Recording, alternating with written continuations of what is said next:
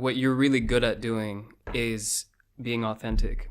And I feel like apart from, I think big brands can learn a lot about this word authenticity, but even creators or, other types of artists, I feel like being authentic on a social media platform is one of the hardest things that you can do.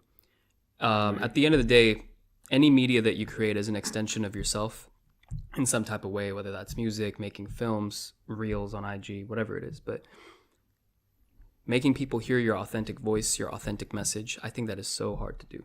But from what I understand, from what I see, you were quite good at doing that, And I don't even know if you recognize that or if this is an intentional thing. I guess it's not at the beginning and the start. It's not. I'm just being myself, I guess. But I do see and understand that it's better. Like, okay, the way I want it to happen is like I want it to be me. I don't want to be anybody else but myself. And I think it's kind of it's like it's cliche, but it's lame if you like copy or try to be someone that you're not. So I try to be, but like when I say I try, it's like, for example, I try to share some things that maybe I didn't want to, and it's in that way. It's not. I don't try to be authentic because that would be counterproductive. But like when I say I try, it's like, okay, maybe I don't really want to share that part, but actually maybe if I do, people will relate to me more. For example, the teaching part. Because like for a long time, nobody knew that I was a teacher. Yeah. And it's like, when I had this conversation, it's like, what? You're a teacher? Kindergarten teacher? Like, what? Yeah.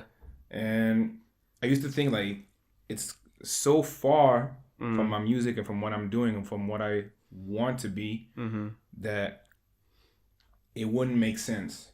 It's like, man, like this dude's is like R&B singer on all this love, all these love songs, and it's like, and he's a kindergarten teacher.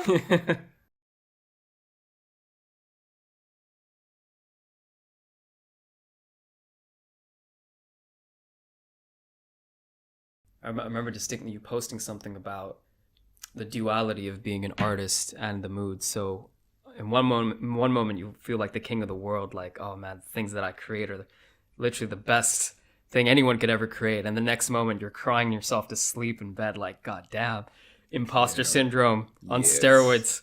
Yes. Yeah, I think the latter is something that a lot of really successful artists don't talk about enough. I listened to a podcast with Big Sean and Jay Shetty recently, and I would recommend that podcast if you haven't heard it. It's beautiful. I think I love hearing the more human side to people that are big, because there's a veil there. There's a veil, same. And it might not even be something that they've put out there themselves. It's just something that naturally happens. The bigger you get, the more opinion of the more your real persona gets washed away because of media and all this other stuff. Yeah, it's not easy, man. Like, the thing is, I think when you're an artist, it doesn't matter what you're doing, like music or visual art or whatever it is. And if you want to make this your living, if you want to live from it, you gotta have this irrational thing that tells you that you are going to make it.